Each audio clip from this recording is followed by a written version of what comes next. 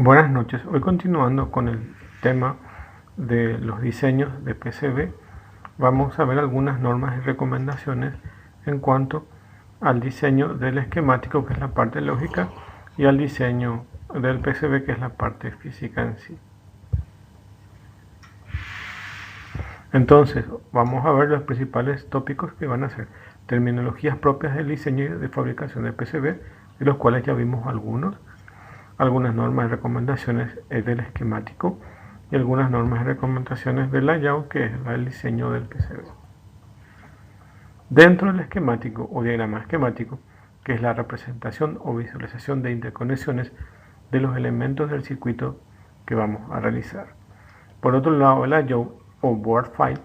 El board file es el archivo en donde se realiza el diseño físico del PCB. El diseño de la misma se le conoce como layout. En el primero se realiza el esquemático y en el segundo se realiza el diseño del PCB.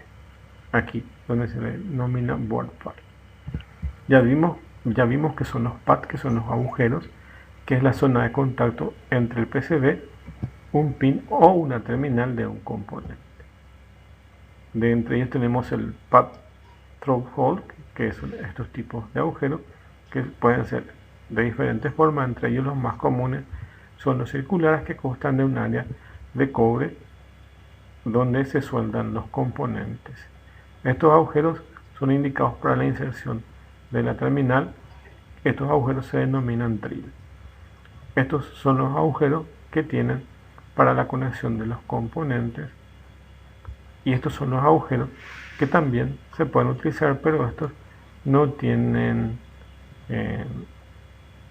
la parte del cobre. Después tenemos algunos pads especiales, como los pads SMD, que como su nombre lo dicen, son para montaje superficial, que pueden ser rectangulares, con un área rectangular de cobre en, por ejemplo, la cara de top. Entonces ahí se ubican los componentes que son de montaje superficial. Después están los huellas o footprints, que es el diseño de los pads para los componentes de forma particular. Entre ellos existen huellas estándares, en este caso la disposición de los integrados de tipo DIP, que son de forma simétrica, como se ven acá, que pueden ser, por ejemplo, 8, 14, 16, etcétera, cantidad de pines que están ubicados de forma simétrica, que son las huellas específicas entre los componentes en la hoja de los datos de esos componentes o de los dispositivos, o los componentes electrónicos de los fabricantes suelen poner las dimensiones de los componentes, con lo que se puede generar el footprint. Entonces aquí en la mayoría de las hojas de datos muestra la separación de cada uno de estos pines, que son de forma estándar para ubicar los componentes. También tenemos los solder masks, que nosotros vimos que ya son la máscara de soldadura. La seal screen, que también vimos que es la máscara de la serigrafía. Otros son los netos señal, que son los segmentos de línea que comunican dos componentes o partes de un PCB. Y se puede distinguir entre los net en el esquemático, los RAT, que son en el PCB, y las trazas, que son en el PCB. Los net esquemáticos son estos que vemos aquí, y que comunican dos pines o terminales entre sí en el esquemático, y tiene asociado un nombre. Entonces se le colocan algunos nombres identificatorios dentro del esquemático. Eso mismo se puede ver dentro del diseño de layout o el PCB, como lo tienen aquí. En este caso ven esta R1 y R2, que son dos resistencias que están conectados por un conector lógico, como ven aquí, que se denominan RAT, y que son las net en el diseño del PCB, que es el board file, que aún no se encuentra trazado en el cobre. Entonces es antes de que nosotros realicemos el diseño de las pistas. Están indicados de esta forma, de tal forma a que puedan interconectar los componentes entre sí e indicarnos a nosotros cuáles son el camino que vamos a tener que colocar una vez que diseñemos las pistas. Y luego el otro proceso es conectar estos componentes que nosotros vamos a elegir el qué camino vamos a colocar en las pistas. Y esto se denomina traza, que es una net en el board file también, ya que tiene el trazado en el cobre. Entonces aquí nos indica en el RATS cuáles son las conexiones que van a tener una vez que nosotros hayamos realizado evidentemente las pistas. Entonces este es el primer paso que nos muestra las herramientas CAD y este es el otro.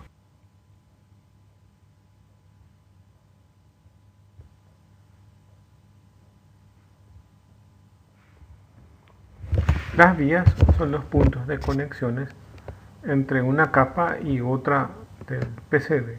Entonces se utiliza para transferir una traza ONET entre diferentes capas de un PCB.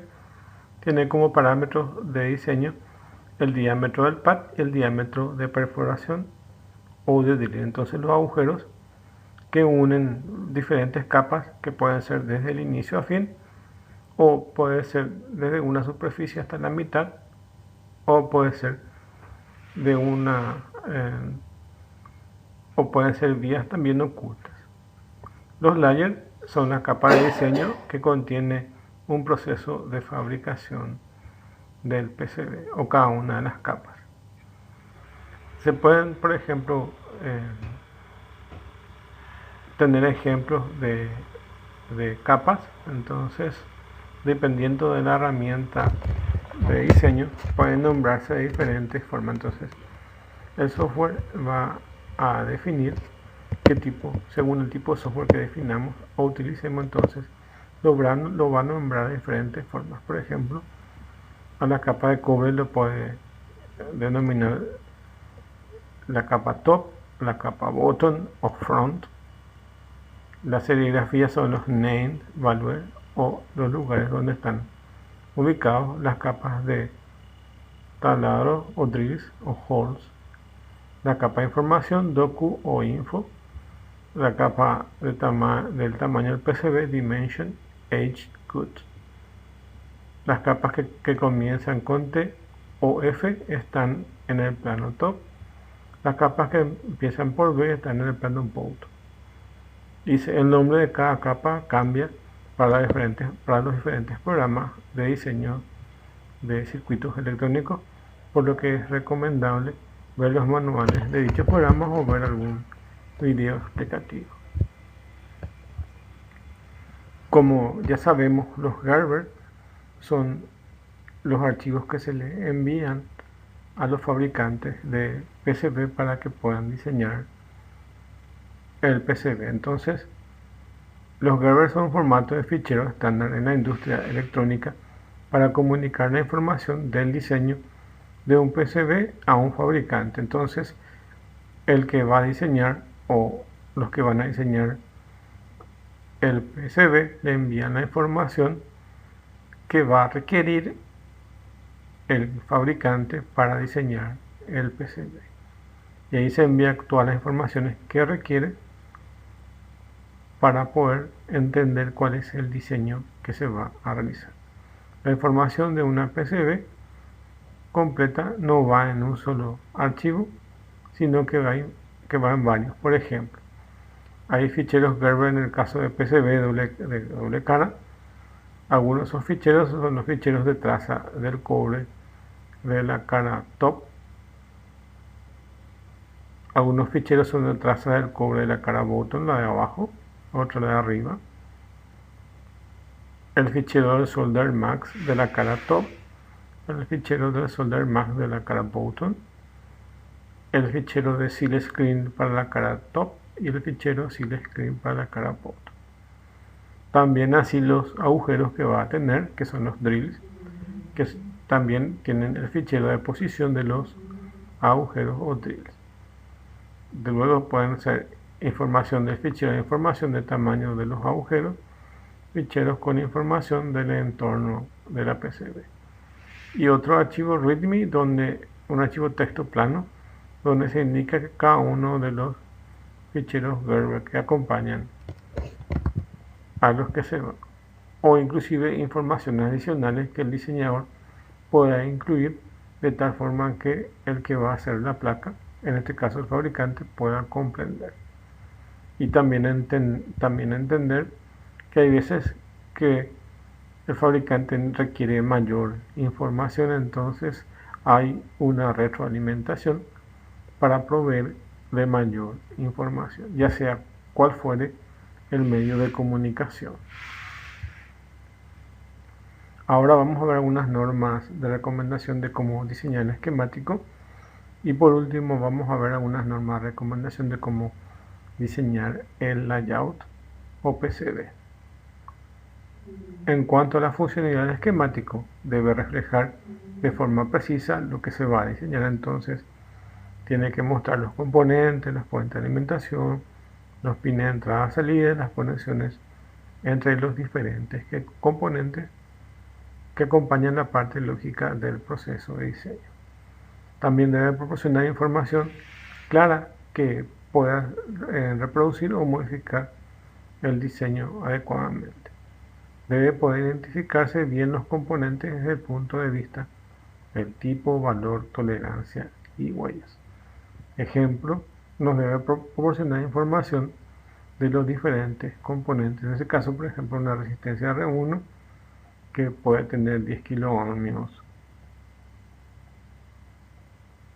su valor y 0,5% de tolerancia. Puede generar una lista de materiales completa y exhaustiva.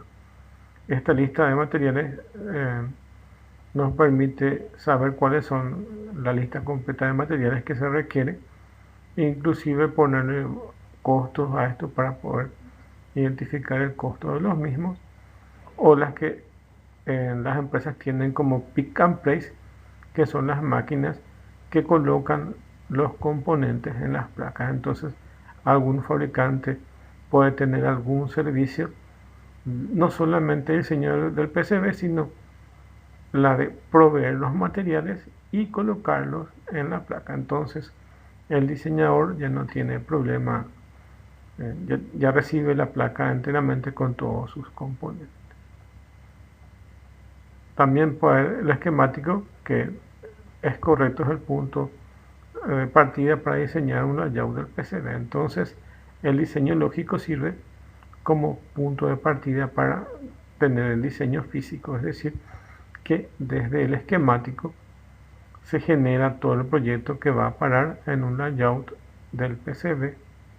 Entonces es más fácil realizar toda la conexión lógica del diseño y luego terminar la parte física, que es el diseño del PCB mismo. Hoy en día las herramientas de diseño del PCB permiten comprobar que el diseño del esquemático y layout son coherentes entre sí. También es importante entender que el esquemático, por otro lado, entonces, primero hay que identificar los componentes.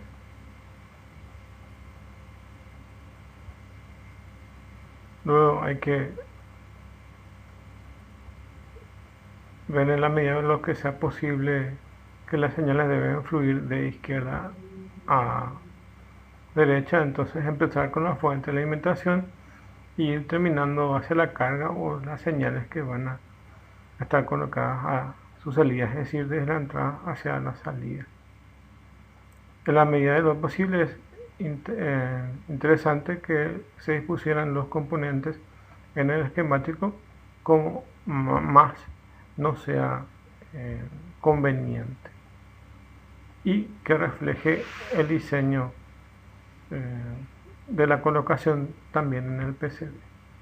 Se verifica que todo y cada uno de los componentes tienen su identificador de componentes. En algunos programas se denominan designers, en otros se denominan etiquetas, que identifican de forma unívoca todos y cada uno de los componentes que forman el diseño. En este tipo de información le suelen añadir de forma automática la mayoría de las herramientas o los programas de diseño. Puede, por ejemplo, poner R1, R2, R3, Rn. Entonces, que identifican a cada una de las resistencias. También evitar el cruce de señales dentro de lo que sea posible y asegurarse que quede claro que se conecte con cada uno de los componentes.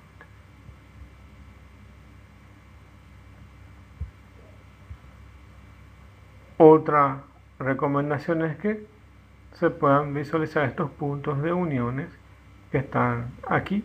Afortunadamente la mayoría de las herramientas tienen esa posibilidad. Entonces, utilizar puntos de unión cuando 3 o más señales deben estar conectadas eléctricamente. Algunos programas los ponen automáticamente. Esto ayuda a distinguir claramente qué señales se cruzan y qué señales estarán unidas eléctricamente en nuestro diseño. Acá se ven los puntos de uniones en forma de T. Entonces, los programas automáticamente los agrupan y los colocan. También se deben agrupar los componentes que forman parte del mismo bloque lógico. Por ejemplo, es necesario colocar la parte analógica en un bloque y la parte digital en otro bloque. Por un lado, la fuente de alimentación en un bloque, la parte de modulación en otro bloque, la parte de las salidas en otro bloque. Entonces, generalmente hay que agruparlos por bloque. Otras recomendaciones del diseño de PCB están relacionadas al uso de las cuadrículas. Entonces, es necesario o que los programas puedan ir colocando una distancia mínima de conexión a los componentes, como poderlos separar. Eso va a depender tanto del tipo de componentes, por ejemplo, si son de through-hole y necesitan o tienen mayor espacio, o son de montaje superficial. Entonces, dependiendo de esas características, entonces las grillas hay que saber ubicarlas. Entonces, espacios de separación mínimos o espacios de separación son mayores. Entonces deben ajustarse las cuadrículas del grid o Snap to Grid, y el grid que traen las herramientas por defecto suelen utilizar y servir de esas capacidades. También se pueden emplearse buses que pueden clasificarse que pueden clarificar el esquemático. Entonces, para la parte digital, entonces tenemos el uso de los buses. Fíjense aquí cómo se entrecruzan estos elementos. Aquí tenemos un microcontrolador y aquí tenemos un display de 16 segmentos. Entonces vemos generalmente son 8 líneas que se utilizan aquí. Entonces acá se utilizan de 4 y aquí 4. Entonces estos se interconectan aquí, pero se ven los cruces aquí. Generalmente para la parte digital entonces se utilizan estos buses. Entonces está la forma correcta de diseñar. El Proteus tiene esta capacidad. Entonces en una de las paletas de las herramientas van a encontrar donde dice bus y lo colocan para identificar y ser más ordenados dentro del diseño del PCB, del esquemático.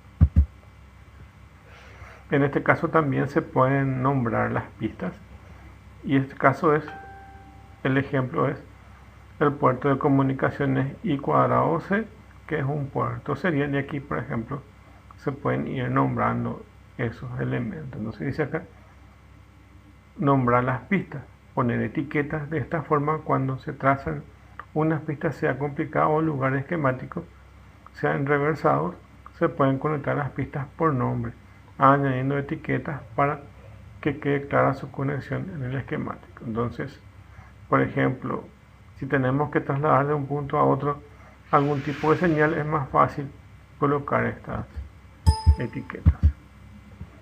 Para la parte analógica pasa lo mismo. Entonces se utilizan conectores que son globales del circuito, como por ejemplo GND, PCC o BLD, ejemplo, donde se emplean conectores globales en los diferentes puntos del esquemático donde se necesitan para evitar trazar señales con trazas muy largas. Recomendable las flechas que representan VCC apuntando hacia arriba y GND hacia abajo, como ven aquí. De hecho, no van a ir haciendo todo el camino de todo la maraña de conexiones de GND o de VCC, sino que básicamente van a indicar por sus conectores. Entonces, o lo tienen así, como lo ven aquí, o lo tienen así, o dependiendo de la herramienta, lo van a tener de otra forma. Y sirven simplemente para indicar que un punto se conecta con otro, y a través de esos labels o etiquetas ya se hacen referencias para que sea más limpio lo que se ve en el esquemático. Bueno, y por último tenemos las normas y recomendaciones del layout. Entonces aquí tener en claro que se usan también las grillas y que se va a emplear en la colocación de los componentes y en el trazado de las pistas o nets. Las herramientas suelen traer por defecto 50.000, que son 0,5 pulgadas, y un valor alterno que puede ser más pequeño, que son 25.000, que se emplea en este caso con algún tipo de herramienta, y se puede seleccionar de la lista de los que ya tiene preseleccionado, o inclusive algunas herramientas poder decirle cuál es la distancia entre las grillas. Estos valores generalmente están marcados en una milésima de pulgada, pero bien también podría estar en el sistema internacional en milímetros. Las herramientas tienen la posibilidad de trabajar uno con otro. Se maneja el tema de unidades de pulgadas, ya que la mayoría de los componentes en su hoja de datos están en esas medidas. Pero no obstante, algunas también vienen con valores en milímetros, o bien se puede utilizar una calculadora para su conversión. Estos valores pueden ser adecuados para la mayoría de los componentes. Si se posee limitaciones en cuanto al tamaño del PCB, lo primero que debe hacer es ajustar el área del PCB al tamaño máximo permitido. Entonces las herramientas nos permiten delimitar cuál va a ser el área del PCB, y ahí ya ir colocando los componentes y ver en qué dimensiones se requieren para colocar todos los componentes. Es decir, que poder calcular de acuerdo al tamaño de los componentes cuál va a ser el área del PCB. También puede realizar la colocación de los componentes, comenzando por los componentes desde la entrada y salida, y deben ser colocados de acuerdo al diseño que tenga en mente, o sobre todo que siga el esquemático que ya estaba definido sobre cómo va a quedar mejor los componentes dentro del área del PCB. Para el resto de los componentes se debe seguir el criterio de agruparlos según los bloques lógicos. Entonces, lo que son la parte de entradas analógicas y las que son de salidas digitales, separar. Entonces, separar por bloques analógicos y por bloques digitales. De esta manera se minimizan las trazas de conexión. Siempre deben intentarse hacer las pistas más cortas posibles, minimizando así efectos parásitos, resistivos y capacitivos. Entonces, tenemos que tratar de minimizar la distancia entre un componente y otro, de tal forma que pueda ser lo más óptimo posible en el diseño del PCB. También se debe seleccionar el ancho de la pista, y como ya vimos en la clase pasada, hay una tabla que vimos, y aquí en esta tabla el ancho de la pista debe ser suficientemente de tal forma que permita el paso de la corriente máxima que vaya a circular por la pista. Entonces, el ancho de la pista está en relación a la corriente que se utiliza. En este caso tenemos esa información en milímetros, y aquí tienen en esa tabla las corrientes que se utilizan. Otra cosa a tener en cuenta es que esta tabla se puede usar, pero van a encontrar también otras calculadoras si buscan en internet algunas calculadoras web que no permiten calcular cuánto es el ancho de pista. Inclusive hay otros que tienen que pasarle qué tipo de materiales se utiliza dentro del PCB, qué temperatura es la que está producida por el ambiente, por ejemplo 25 grados o más. Entonces, dependiendo de la temperatura también puede variar el ancho de pista y otras informaciones que también puede pedir, pero sin embargo también puede usar ya esta tabla que nos brinda aquí. Para la parte digital utiliza el ancho de pista no es necesario que sea bastante ancha, entonces se puede utilizar. Por ejemplo, acá dice, en las señales digitales rara vez se requieren corrientes máximas mayores a 500 miliamperios. Ejemplo, los pines de salida del Arduino, su máxima corriente es 40 miliamperios. Las Raspberry Pi están en el orden de los 16 miliamperios. Un motor de corriente continua de 9 voltios, su corriente consumida es máxima es 500 miliamperios. Entonces se pueden dar cuenta que no requiere que las pistas sean o tengan una anchura bastante aumentada. También se puede ver por el tema de la diferencia de potenciales. Entonces aquí tienen en esta tabla también la separación en milímetros. La separación mínima entre pistas depende de la tensión que soporta. Entonces también puede ser para tensiones de trabajo digitales, que es el procesamiento de señales digitales, que están en entorno generalmente hoy en día máximo de 5 voltios, pero inclusive 10 voltios. Entonces la separación máxima es 0,3 milímetros. Entonces tienen esa cuestión. Para la parte de diseño del PCB en sí, esta es una recomendación muy importante, pero afortunadamente la mayoría de las herramientas ya nos permiten tener en cuenta esta restricción de la norma, porque generalmente cuando tenemos pistas de 90 grados tenemos corrientes parásitas que están entrando. Entonces en el trazado de pistas es conveniente evitar el trazado de ángulo de 90 grados. Entonces no tenemos que trazar ángulo de 90 grados cuando conectan de un componente a otro. Acá muestra cuál es la forma correcta, evitando ángulo de 90 grados. Aquí también genera en esta T ángulo de 90 grados y esta es la forma de conectar. No se deben preocupar porque la mayoría de las herramientas nos permiten evitar esto. Cuando unimos o hacemos el track de un punto a otro, entonces la misma herramienta va delimitando de tal forma que no se lleguen a colocar 90 grados. Inclusive algunas herramientas se le puede colocar unas reglas de ruteo de tal forma a que esto se vaya cumpliendo. Otro punto interesante también es recomendable que las distancias mínimas entre pistas y los bordes de la placa será de 2 décimas de pulgada, aproximadamente unos 5 milímetros. Entonces esa es otra recomendación. Y no se pasará pistas entre dos terminales de componentes activos, transistores, tristores, etc. Sí se pueden hacer entre terminales de componentes pasivos.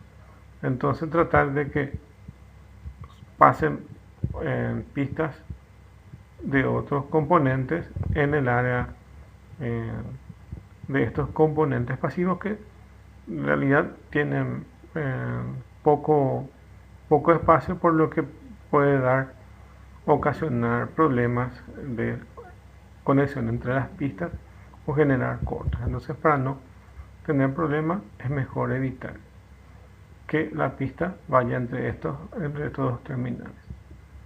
Se puede prever la sujeción de la placa a un chasis o caja. Para ello se dispondrá de de unos taladros, de unos agujeros que tienen que estar para sujetar la placa a un chasis o bien a una caja donde están colocadas esos componentes y la placa. Entonces sí se puede hacer estos terminales de componentes, digo. Entonces para ello se dispondrá un taladro o agujeros de 3 milímetros en cada esquina de la placa, generalmente 4 o 6 dependiendo de la forma de la placa y la necesidad de sujeción de la misma. Cuando dos o más pistas concurran en forma paralela, se deberá mantener una distancia prudencial de separación, como lo ven aquí. Entonces, en este caso, conectar un circuito integrado, ven que se va dejando una distancia prudencial de separación y lo ven cómo se coloca de forma estética. Bueno, hasta ahí entonces la parte teórica. Antes de eso, quiero terminar con unas acotaciones de unas partes prácticas o partes prácticas que pueden ayudar. Entonces, voy a utilizar el programa Arduino. En realidad, pueden utilizar el Atmel Studio para programar lo que les voy a mostrar ahora, pero por su simplicidad lo voy a mostrar en el Arduino. Básicamente vamos a irnos a File, Ejemplos, y el primer ejemplo es el Blink. En Digital encontramos en Basic, creo que es, a ver, Basic Blink, y ahí está el ejemplo. Y básicamente lo que nos va a abrir es este ejemplo, y este ejemplo lo que hace es en el pin número 13, el pin número 13, entonces acá se define el pin número 13 y este se define como salida con pin mode, y luego lo que se hace es apagar y prender el LED. Entonces este LED que está en la posición número 13 del Arduino 1, entonces se apaga y prende. Entonces tenemos el prendido y apagado un LED. Dentro de las opciones de Arduino, entonces dentro de las preferencias, aquí te dan las preferencias de ese compilador de Arduino.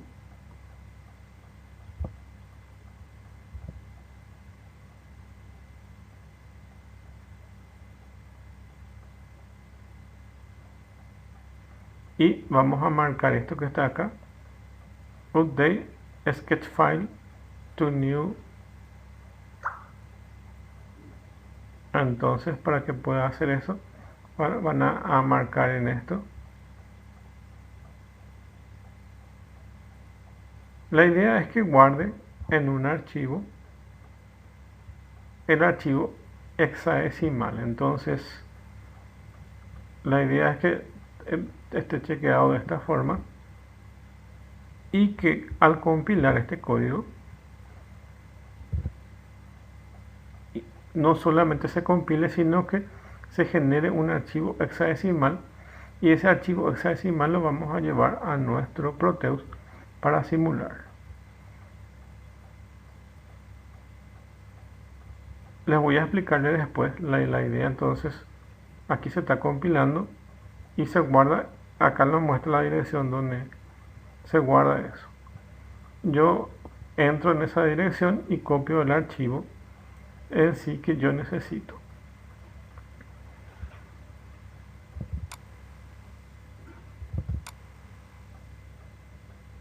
Ese archivo se llama, en este caso se llama blinkino.exe, y se genera una hexadecimal que es el binario en sí de la generación de ese compilador.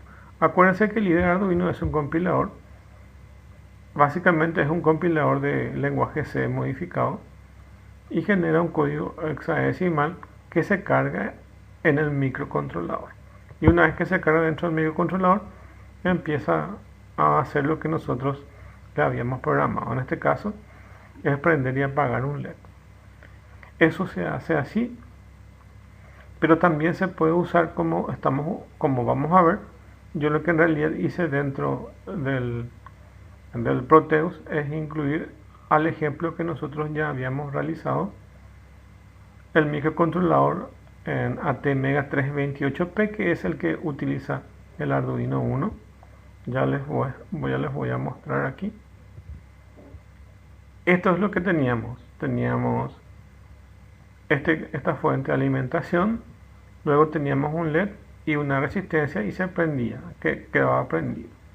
Entonces, acá como parte de un diseño digital, entonces lo que les quiero hacer es simular esto que ven aquí y van a darse cuenta que el LED se prende y que se apaga utilizando el código Arduino, pero bien también puede ser el código directamente realizado en el Atmel Studio, que es la forma como se programa estos microcontroladores.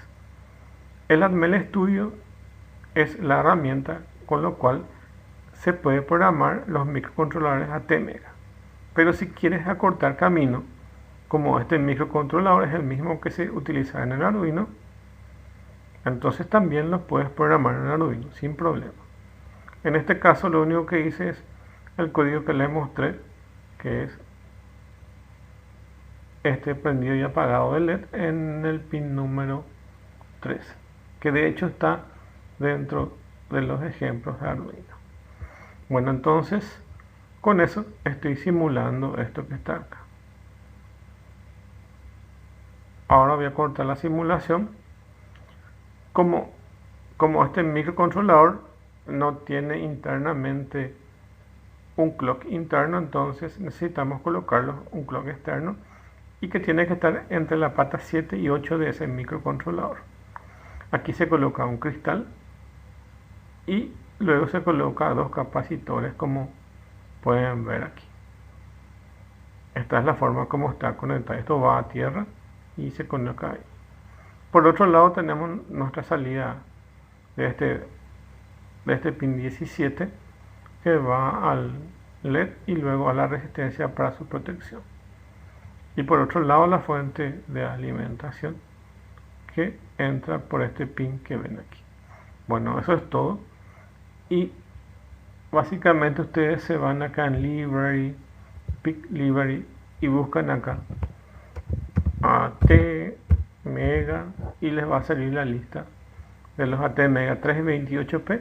Seleccionan y lo colocan ahí y se va a ubicar aquí ATmega 328P. Entonces ya tengo mi microcontrolador. Este primero, ¿se acuerdan? Que era este jack que está aquí. Este otro es el ATmega 328P que está ubicado acá. Estos son dos capacitores cerámicos que están acá, que pueden ser entre 20 picofaradios o 22 picofaradios, que son más o menos los estándares para este. Y este tiene que ser entre 16 MHz y 32 MHz. Entonces, para buscar el cristal tienen que buscarlo de esta forma: CHYSTAL. Entonces eso es cristal. Le va a salir la lista y esta es la simbología del cristal. Luego está nuestro LED que ya vimos y nuestra resistencia. Bueno, una vez teniendo todo esto, le hacen doble clic aquí en el componente que lo ubican ahí. Y acuérdense que este cristal es 16 MHz, entonces para la simulación también lo tienen que poner acá a 16 MHz. Y otra cuestión es aquí, donde dice Program Files, buscar el archivo hexadecimal que contiene el código así que se va a ejecutar en el microcontrolador. Entonces le hacen doble clic aquí y automáticamente a partir de ahí ya están enlazando el código que se va a ejecutar en la simulación. Y a partir de ahí pueden darlo acá Run para simular y va a ser el código que estaba preparado para el Arduino. Si alguien quiere o conoce más detalles de este microcontrolador, entonces directamente lo puede programar en el Atmel Studio sin problema. Y si no conoce tanto de la arquitectura de este microcontrolador, lo puede programar con el Arduino. Al final el resultado es lo mismo, solo es importante saber a qué pines está referido. Por ejemplo, el PD5 es para el pin número 13 del Arduino, y así saber cuáles son los pines que físicamente tiene este ATmega328P y que están en relación a las salidas digitales del Arduino. Bueno, entonces esto básicamente es lo que se puede hacer en la parte de simulación. Por otra parte, en el diseño del PCB es lo mismo. Teníamos que definir el área de diseño del PCB, colocar los agujeros como hicimos en la clase pasada. Este que está con un azul es el plano de masa. Entonces todas las masas están interconectadas, o todos los genes están interconectados. Este es nuestro microcontrolador,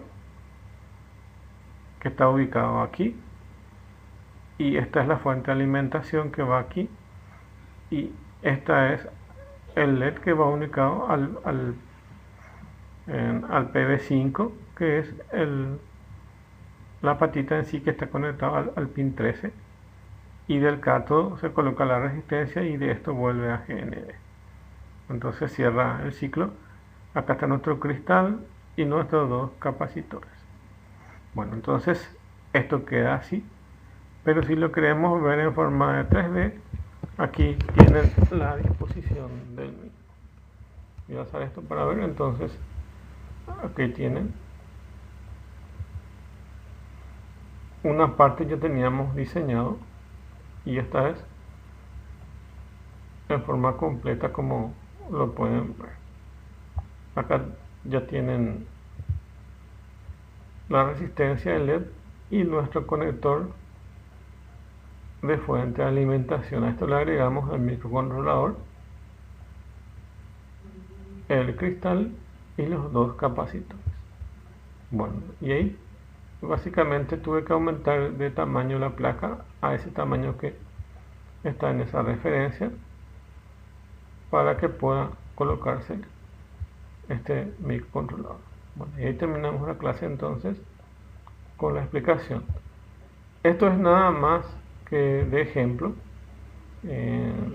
No se va a requerir hacer el trabajo práctico respecto a diseñar esto, sino solamente le estoy mostrando qué es lo que se puede hacer con el Proteus, y mostrar que la fuerza del Proteus es exactamente aquí en el poder de la simulación de microcontroladores y CPUs y otros componentes. Entonces es eso su fuerza, y asocia con